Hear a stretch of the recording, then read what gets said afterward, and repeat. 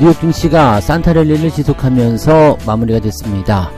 자, 투자자들은 일단 이 산타랠리가 연말까지 쭉 이어져서 계속 좋은 흐름이 나타날 것인지 주목하고 있는데, 자, 이제는 뭐 산타랠리 다 됐다고 봐야 되겠죠. 뭐 차익 실현이 나오든 아니면 주가가 좀 조정을 받든 그거랑은 별로 관계가 없고요. 크리스마스 이후까지 원래는 주가 상승이 이어지는 부분이 있었는데, 그런 부분에서는 어느 정도 연결이 됐기 때문에 이제는 산타랠리에 그래도 성공했다, 이렇게 볼 수 있는 내용이겠죠. 자, 향후에 어떻게 될 것인지 이런 부분들도 같이 전망이 되고 있는데, 뉴욕 증시 상황들은 어떻게 되는지 알아보도록 하고요. 한국엔컴퍼니의 공개 매수가 실패하면서 주가가 큰 폭으로 떨어졌는데, 이제는 배당만 바라보는 입장이 됐다. 투자자들 입장에서는 이제 MBK가 아니라 조현범 회장의 입을 쳐다보는 그런 상황이 됐습니다. 상황이 또 완전히 반전이 된 그런 느낌인데요. 고점에서 매수한 투자자들은 손해가 조금 크다고 하는데, 자, 이런 부분들 같이 좀 알아보도록 하고요. 중국 규제 때문에 게임주들이 롤러코스터 변동성을 보이고 있다고 합니다. 뭐 오르고 내리고 뭐 그런 모습도 그냥 나타나고 있는데, 자, 하락하는 부분에 대해서는 이게 지속성을 좀 띌 가능성이 높죠. 그래서 게임주들은 지금 현재 긍정적으로 보고 있지는 않은 상황이긴 한데요.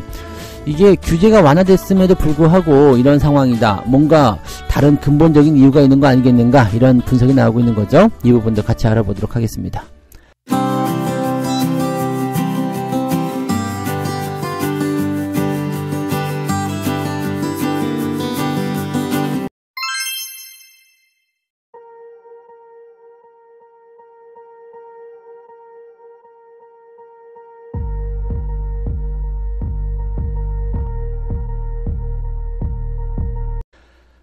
네, 반갑습니다. 오늘은 12월 27일 수요일입니다. 어제는 제가 상중이었기 때문에 시황을 못 해드렸는데, 자, 오늘부터 다시 이어가도록 하겠습니다. 많은 또 응원의 말씀 남겨주셔서 대단히 감사드리고요. 어제 못한 것만큼 또 오늘부터 또 그대로 잘 이어가도록 하자고요. 근데 거래일이 많지 않죠. 많이 남지 않아서 또 연말까지 그냥 대충 얼레벌레 넘어가자, 뭐 이런 식으로 좀 보셔도 될 것 같아요. 자, 근데 뭐 지수만 오르면 되지 않겠습니까? 그죠? 자, 오늘 같은 경우는 우리가 배당락이 있어요. 배당락이 있는데, 기존에도 설명을 드렸지만 이제 약간 분리가 됐잖아요. 배당락이 연말 배당락이 나오는 애들하고, 그 다음에 3월달 기준으로 해서 이사회에서 결정하는 새로운 배당 기준일, 이런 것들이 또 구분이 됐기 때문에 실제적으로 이번 배당락은 있기는 있지만 그렇게 강하게 나타나지 않을 겁니다. 그리고 많은 사람들이 아직도 착각하는 것들이 있는데, 은행주들 뭐 연말에 배당락 크게 나타나서 작살날 것이다, 뭐 이런 얘기들 하고 계시던데요. 은행주들은 은행주뿐만 아니죠. 금융섹터로 들어가 있는 기업들은요, 배당락이 다 이제 이번에 나오지 않습니다. 3월달 기준으로 잡혔기 때문에요. 이번에 배당락이 나오지 않고요. 그 다음에 현대차 같은 경우도 이번에 배당락이 나오지 않습니다. 자, 그런 부분들을 꼭 여러분들이 참고하셔야 됩니다. 많이 안 빠졌네? 야, 배당락인데 잘 살아남았네? 이거는 다 개소리예요. 그러니까 그런 거 들으시면 안 되겠고, 뭐 아무튼 간에 이번 배당락은 그래도 약간 분리가 돼가지고, 뭐 배당락 나오는 기업들도 있겠지만은 나오지 않는 기업들도 많이 있다는 것을 참고하셔야 됩니다. 그래도 배당락이 거의 한 3분의 2 정도는 배당락을 받죠. 그래서 뭐 배당을 주는 기업들은 어느 정도 출렁거림이 있을 것이다라고 보시면 되겠습니다. 그래도 분위기상 오늘 만약에 주가가 좀 올라준다라면 또 상당히 기대감을 좀 가져갈 수 있는 내용이 아닐까 생각해 봅니다. 분위기는 일단 좋아요. 다우지수가 0.4%, 그 다음에 나스닥은 0.5% 정도 올라갔고요. 상승 흐름을 계속 이어가고 있기 때문에 뭐 산타랠리 이후에 뭐 주가가 계속해서 상승할 수 있는 뭐 연말 산타랠리였고, 그 다음에 또 바통을 이어받는 게 1월 효과죠. 그래서 보통은 1월 달까지는 주가가 뭐 편안하게 상승할 것이다라고 볼 수가 있죠. 1월 달에는 우리도 만기일이 있지만 첫 번째 만기일은 굉장히 뭐라 그럴까요? 좀 규모가 작고 충격이 좀 적다고 말씀드렸잖아요. 그래서 1월 달에는 특별하게 부담될 건 별로 없어요. 그리고 새롭게 시작하는 그런 마음이라든지 어떤 정책 분석들 이런 것들이 나와 있기 때문에 기대감들은 조금 생기게 되어 있기 마련입니다. 그래서 거기에 대한 부분들을 참고하시면 될 것 같아요. 자, 일단은 다우지수나 나스닥이 다 올라갔기 때문에 시장 분위기는 좋게 출발할 거로 생각됩니다. 그래서 배당락으로 떨어진 종목들도요, 어느 정도 배당락의 규모가 좀 작거나 아니면은 배당락 이후에 상승할 수 있는 모습이 나타나겠죠. 배당락은 강제성을 띈 게 아닙니다. 뭐 배당 주는 기업이니까 무조건 떨어져야 된다 이런 거 아니고요. 그냥 배당을 받았으니까 팔아먹자라는 식의 매도가 나오는 부분인데, 주가가 상승 분위기를 타게 되면은 팔지 말아야 되겠다 이런 생각을 할 수도 있거든요. 그러니까 강제성이 아니라 매도에 의한 하락이기 때문에 이번에 분위기가 좋게 된다면 오히려 배당락이 생각보다 적게 나올 수도 있을 것 같다라는 생각도 좀 해보실 수는 있을 것 같아요. 자, 이제 내용을 좀 살펴볼까요? 시장 참가자들은 내년 초까지 이제 주가 상승하는 산타랠리가 현실화될 것인지에 주목하고 있다. 자, 1950년 이후에 산타랠리 기간 동안에는 평균적으로 1.3% 정도 S&P 500 지수가 올랐다. 그러나 올해는 이전부터 주가가 크게 올라서 기대를 좀 낮춰야 될 것 같다라는 생각도 좀 하고 있습니다. 물론 이제 상황이 뭐 기존하고 좀 다르죠. 왜냐면 그동안은 이 FOMC 때문에 계속 변동성을 보이기도 했었고 그랬었기 때문에 좀 이제 주가가 올라가는 것도 당연한 거 아니냐 이렇게 생각할 수도 있겠는데, 이 다우지수와 나스닥 같은 경우는 신고가를 연속적으로 기록할 만큼 계속적으로 상승세를 보였거든요. 그리고 굉장히 강한 단기성 상승을 보였기 때문에 실제로 이제 뭐 크게 오른다기보다도 그냥 상승의 어떤 분위기만 조금 유지하면 그것도 괜찮겠다 생각이 좀 들어요. 그러니까 뭐 한 0.12라도 꾸준하게 올라가면 좋지 않을까 생각합니다.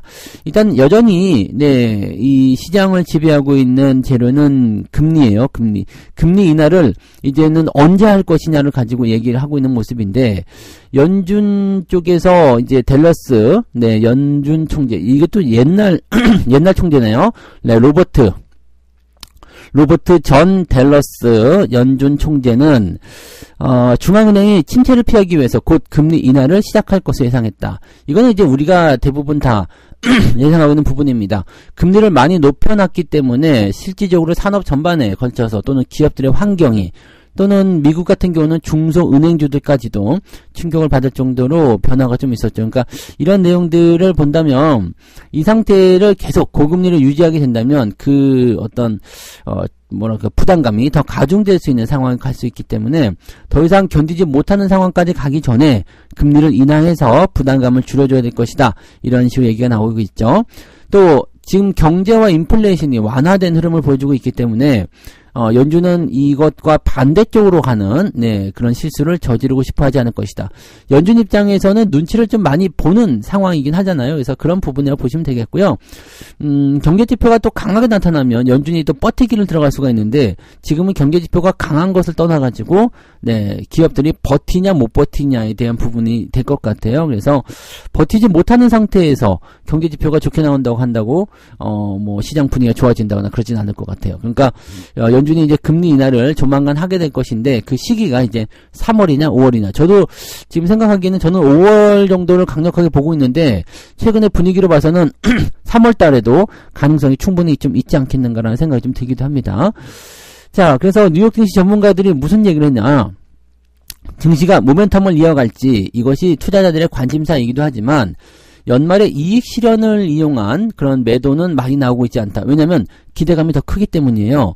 그러니까 내년 초반부터 금리 인하가 들어가면 증시에는 굉장한 그런 시너지가 발생할 수 있기 때문에요. 사실 금리 인하는 경기 부양이랑 똑같습니다.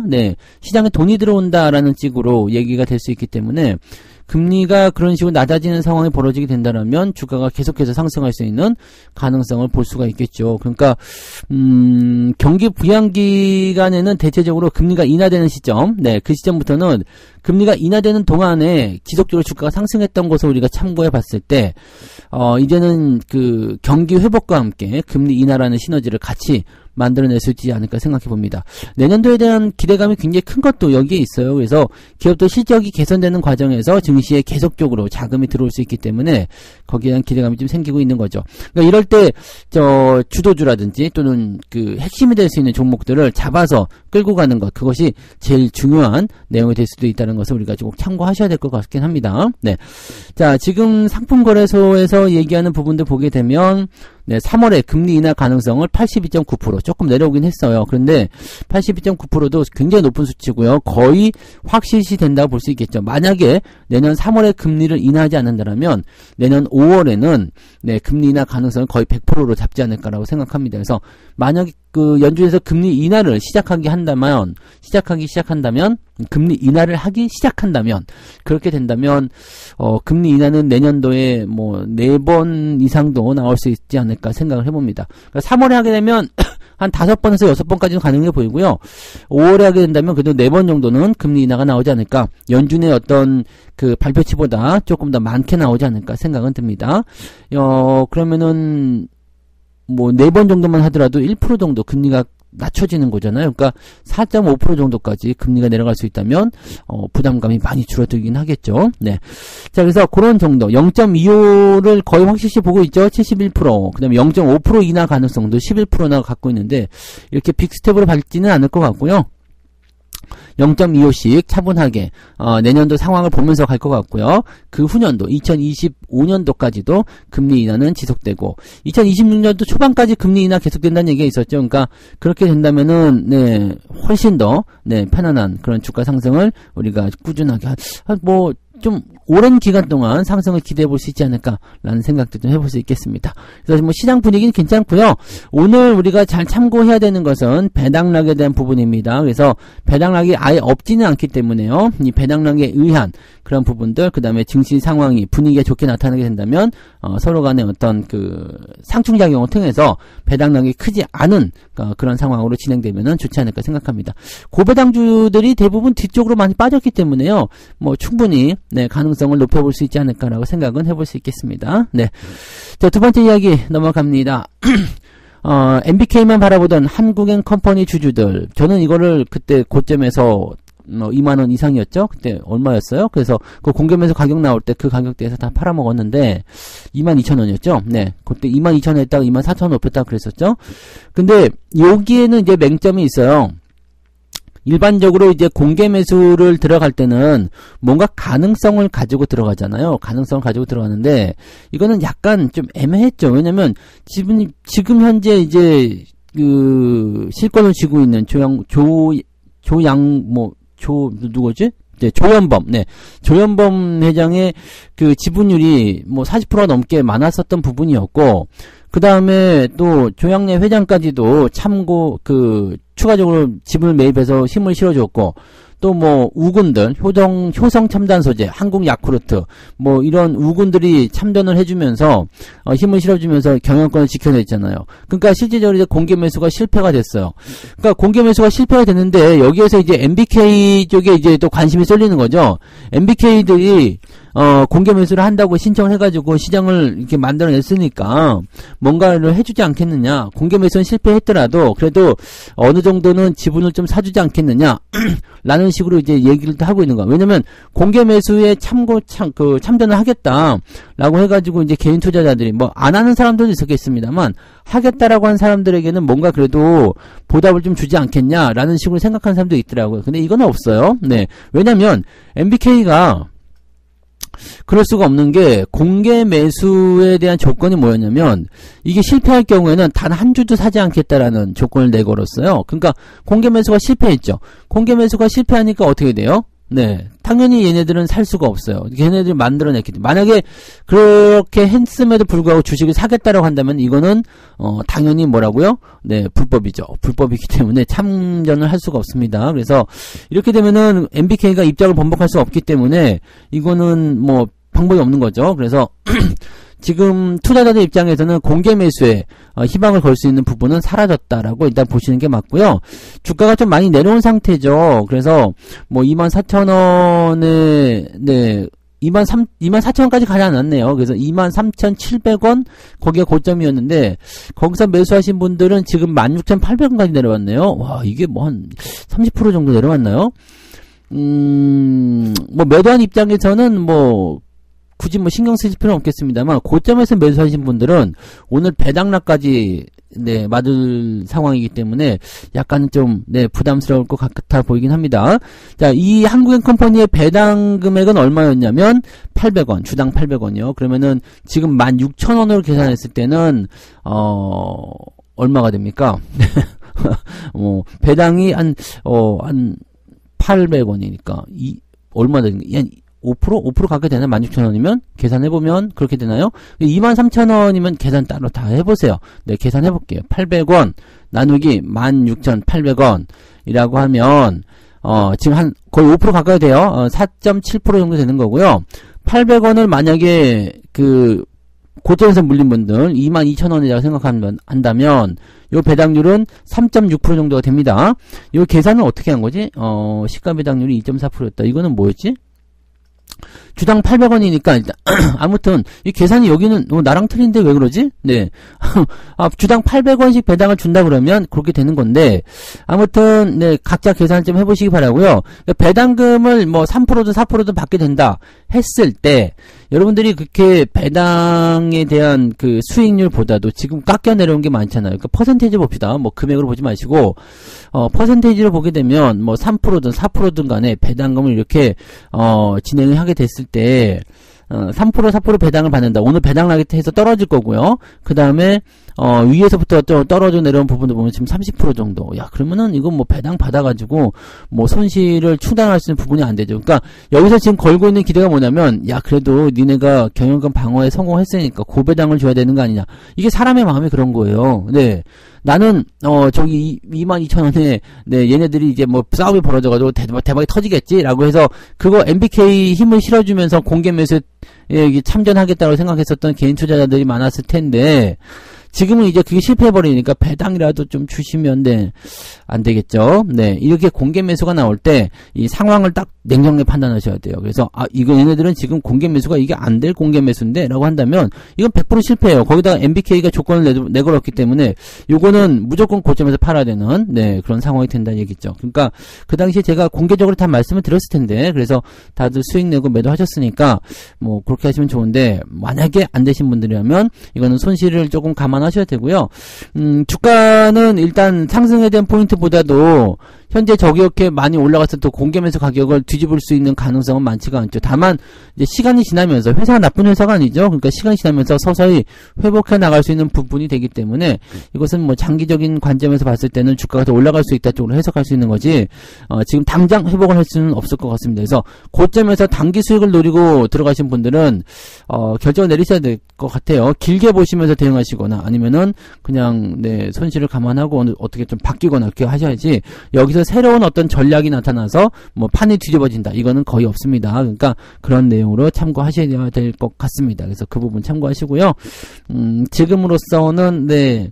뭐 배당으로 뭐 고배당 뭐 특별 배당을 준다고 하더라도 네 손실금을 만회하기는 조금 어려 보인다라고 보셔야 될 것 같아요. 그래서 이런 부분들 생각하세요. 네.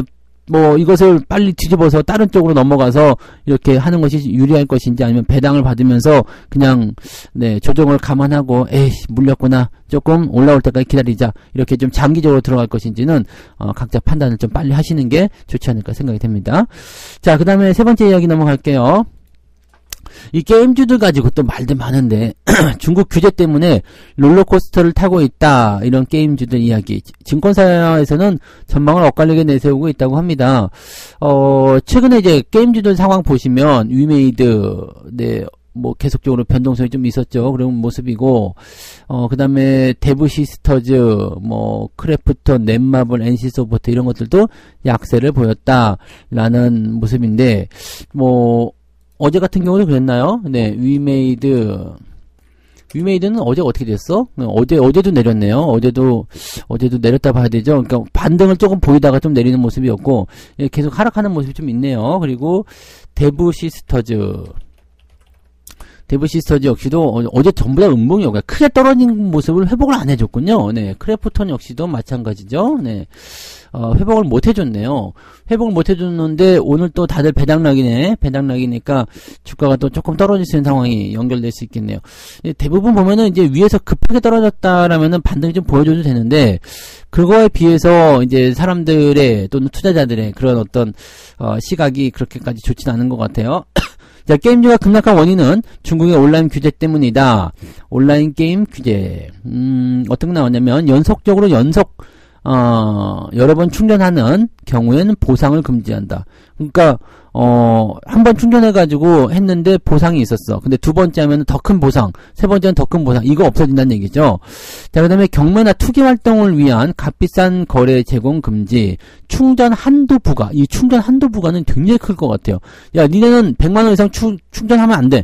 근데 고가금러들은 100만원이 아니라 100만원짜리 여러 번 결제하고 뭐 어떤 사람들은 뭐 몇천만원씩 쓴다 뭐 이런 얘기도 나오는데 이거 한도 부과가 돼버리면은 게임주들은 이게 저게 되는 거예요. 딱 리미트가 걸리는 거죠. 근데 게임주 같은 경우에서 이거는 굉장히 클 거로 생각됩니다. 왜냐면 소수의 뭐 어떤 경제 구조나 마찬가지겠습니다만 소수의 과금러들이 게임주의 매출을 책임지는 상황이잖아요. 그러니까 이거는 네 굉장히 큰 규제일 것 같아요. 뭐 다른 걸 떠나가지고 그다음에 경매나 투기 이런 거는 뭐 게임을 아이템을 내놓고 나서 뭐 경매 시스템을 해가지고 뭐 한다든지 이런 거겠죠. 네, 그래서 규제의 취지는 과도한 게임 이용과 과소비의 제한. 이거는 근데 과도한 게임 이용을 떠나가지고 과소비의 제한일 것 같아요. 네. 그렇게 될 것 같고, 청소년들의 이제 게임 중독, 이런 것들이 이제 가장, 우리나라에서 근데 이게 제일 큰 문제죠. 네. 근데, 온라인 게임을 아편에 비유하면서 일주일에 3시간만 할 수 있는 규제도 만들기도 했다. 이게 게임에 대한 규제는 우리나라는 조금 더 있긴 있어야 될 것 같긴 하더라고요. 네. 근데 중국 쪽에서 이렇게 발표된 부분이 있기 때문에 지금 게임주들은 국내 시장에서 힘을 많이 못 쓰고 있는 상태에서 중국 쪽이 열리기만 기대했는데 중국 쪽에서는 더 강한 규제가 나오니까 힘들어지는 상황이 벌어지게 되는 거죠. 자, 국내 증권사에서는 약간 회의적인 반응이 나왔다. 특히 개인의 충전 한도를 제한한다는 측면은 매우 영향이 클 것이다. 우리나라 같은 경우는 사실 이게 더 크잖아요. 그죠?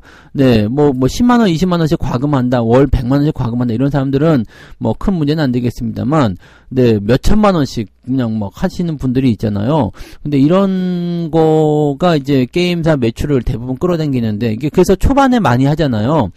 게임이 첫 번째 출시되면은 비싼 모델 써가지고 뭐 어쩌고저쩌고 특별한 혜택 뭐 이런 거 다 안 되는 거죠. 그러니까 그 다음에 초반에 이제 소위 지른다 그러죠. 이제 현질을 그냥 강하게 하시는 분들이 많이 있는데 이런 것들이 이제 제거가 돼버리면은 굉장히 큰 문제죠. 그러니까 중국에서 이런 일이 벌어지면 국내에서도 국내는 이런 거 안 하겠죠. 근데 네 충전 제한 이건 뭐 자유를 뭐 제한하냐 뭐 이렇게 나올 수도 있는 거고 중국 입장에서는 여기 사회주의자 공산주의니까 충분히 가능성이 있는 거죠. 강제성을 띌 수 있는 건데 근데 지금은 중국 쪽에 더 걸고 있는 분위기가 컸었는데 여기 안 된다는 거지. 그래서 중국 게임주들이 우리나라에 와가지고 이런 것을 더 심하게 하는 것이 아닌가 싶기도 하고요.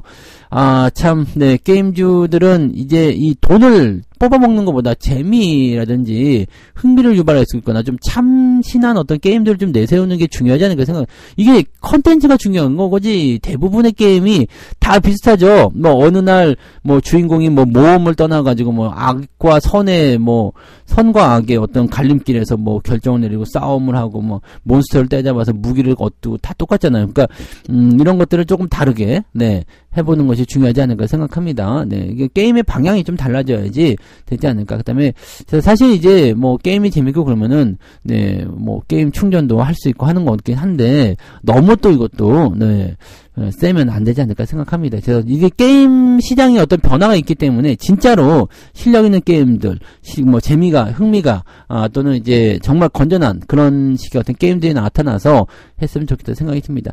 그런 부분을 보게 되면요. 이 게임주들이 실질적으로는 쉽지가 않을 것 같아요. 그죠? 네. 쉽지가 않을 것 같습니다. 그래서, 똑같은 형태의 그런 게임들보다, 요즘에는 보면은 뭐라 그래요? 롤입니까? 리그 오브 레전드? 네. 그런 거 같이 뭐, 여러 명이 편 먹고서 이런 1인칭 슈팅 게임이라든지, 슈팅 게임 맞죠? 그거? 네. 그 다음에 뭐, 배틀그라운드? 네. 그런 것들. 저는 롤인가 그건 한 번도 안 해봤고, 오버워치 스위치? 네, 이름은 들어봤는데 그것도 안 해봤거든요. 근데 그런 거 안 해봤고, 배틀그라운드는, 네, 2번인가 해봤어요. 2번인가 해봤는데, 영, 나랑은 안 맞더라고요. 그래서, 그 뭐, 방사능이 점점점 좁혀오더라고요. 그래서, 뭔가 하고 해봤는데, 네, 자꾸 거기서 죽어가지고, 총 맞아 죽고, 뭐가 어디서 쏘는지도 모르겠더만, 근데, 잘하는 애들 보면 신기하던데, 아무튼, 그런 것들이 이제 좀 참신한 것들이잖아요, 그래도. 네, 참신한 것들. 그 다음에, 옛날에 많이 애들이 했었던 건 뭐예요? 그, 브롤스타즈인가? 애들 가분수 애들 나와가지고 총 쏘면서 하는 거. 그런 것들은 좀 참신하다고 생각해요. 그리고 과금도 그렇게까지 심하진 않은 것 같아 보이긴 하는데, 리니지 같은 이런, 뭐라 그럴까? 이건 뭐라 그래요? 어드벤처? 롤플레잉? 이런 거라고 하나요? 저 MMORPG. 네, 그게 그거구나. 아무튼, 그런 것들은 이제 뽑기가 너무 심하죠. 무슨 상자 해가지고 열고, 강화, 이런 거. 이런 것들은 조금, 네, 좀 전략을 좀 바꿔야 되지 않을까 생각이 좀 들긴 합니다. 그래서 그런 것들, 네, 위주로 좀 말씀드린 거죠. 아무튼 게임주들은요, 변동성이 지금 당장은, 네, 반등, 급등 이어지기 좀 쉽지가 않을 것 같아요. 그래서, 조금 주의들 좀 하시고요. 규제에 대한 부분들이 완전히 풀리려면 게임주들도 실력으로 뭔가 승부를 봐야 되지 않을까라는 생각을 좀 해봅니다. 네, 참고하시기 바랍니다. 자, 이렇게 해서 오늘 3가지 이야기 전달을 해드렸고요. 뉴욕 증시가 산타랠리를 지속하면서 상승 흐름을 이어갔다라고 보시면 될 것 같고요. 좀 더, 네, 상승에 대한 기대감들이 높아져 있지 않을까라는 생각 좀 해봅니다. 우리나라는 배당락이 있기 때문에 여기에 대한 부담감을 좀 가질 수 있겠습니다만, 배당락이 약간 분리가 된 그런 상황이기 때문에 아주 부담스러워 하실 필요까지는 없을 것 같다 보여집니다. 그러니까, 배당락이 없는 기업들은 사실 부담될 건 없잖아요. 그죠? 네, 그러면은, 네, 많이 안 빠질 테니까 그런 식으로 생각하셔도 될 것 같아요. 네. 그 다음에 한국엔컴퍼니 배당만 바라본다. 네, 배당만 바라보시는 것도 좋긴 좋습니다만, 이 공개 매수라는 어떤 전략이 떨어질 때는 항상 전략을 잘 세워야지 됩니다. 지금 물린 상태에서는 고배당을 준다고 해가지고 뭐 하겠습니까? 그죠? 네. 그렇잖아요. 네. 그러니까 이거는 손실이 이미 많이 난 상태에서 배당금 게임판에서 화투 치다가 이제 전액 다 털리고 집에 갈 때 택시 타고 국밥 말아 먹으라고 10,000원짜리 호주머니에 찔러주는 건 똑같은 거 아닙니까? 이거는 네, 그다지. 네, 근데 좀 길게 보신다면 기업 자체가 이상한 건 아니니까요. 네, 길게 보신다면 괜찮겠습니다만 길게 보실 수 있어야지 가능하다는 이야기죠. 멀리 내다보셔야지만이 가능하다. 이 부분 생각하셔야 됩니다. 자, 중국 규제 때문에 게임주들의 변동성이 커졌다. 이거는 어쩔 수가 없어요. 그리고 게임주들은 살아남기 위해서는 반드시 네, 무엇이 잘못됐는지, 무엇이 필요한지를 꼭 알아야 됩니다. 그냥 돈만 네, 받아먹으려고 하지 말고 게임주들도 뭔가 각성이 필요한 거죠. 네, 이런 부분들 참고하시고 저는 게임주들은 지금 시점에서는 좋게 보고 있지 않습니다. 네. 자, 그러면 책 한 곡 읽고 마무리하도록 하겠습니다. 95페이지요. 네. 손실난 주식을 내다버리고 복수를 다짐하고 있는가요? 그렇다면 왜 손실이 났었는지 살펴보고 같은 실수를 반복하지 않도록 해야 할 것입니다. 네, 삼성전자 하시는 분들 이야기예요. 네. 팔아먹었더니 올라가더라. 웬일이냐? 내가 파니까 왜 올라가냐? 내가 누차 설명을 드렸던 내용이죠. 네. 근데 그래요. 본전하려고 주식하는 것도 아니고 2년 동안 기다려서 본전 매도하고 놨더니 더 올라가더라. 그리고 나서 팔아가지고 고점에 있는 거 샀더니 또 떨어지더라. 항상 여러분들 주식시장에는요, 여러분들 유혹하는 종목들이 굉장히 많아요. 근데 그런 주식들을 매수를 한다고 해서 여러분들이 또 하진 않습니다. 삼성전자에 왜 물렸는지를 반드시 생각하셔야 됩니다. 네, 왜 물렸을까 내가? 고점에서 물린 거 그 이유 하나 때문입니다. 그러니까 고점 매수를 계속 반복한다면 계좌는 계속 줄어들게 되어 있어요. 절대적으로 조심하시기 바랍니다. 자, 오늘은 여기까지 하고요. 네, 오늘 배당락이랑 막 섞여가지고 좀 혼란스러운 그런 상황일 수도 있겠는데요. 그 충격은 조금 줄이고 미국장이 올라가서 분위기 좋게 만들어주면 네, 일단은 어느 정도 상세를 보여주지 않을까 생각합니다. 그래서 일부 배당락 종목들은 변동성이 좀 크겠지만 전반적인 시장의 분위기는 나쁘지 않을 것 같다라는 것이 전체적인 평가니까요. 좀 좋은 출발하시고 오늘도 화이팅 하시기 바랍니다. 오늘 여기까지 할게요. 고맙습니다. 장중시황제 볼게요. 본 방송에서 제공되는 모든 정보는 투자 판단의 참고 자료이며 투자의 최종 책임은 본 방송을 이용하는 본인에게 있습니다.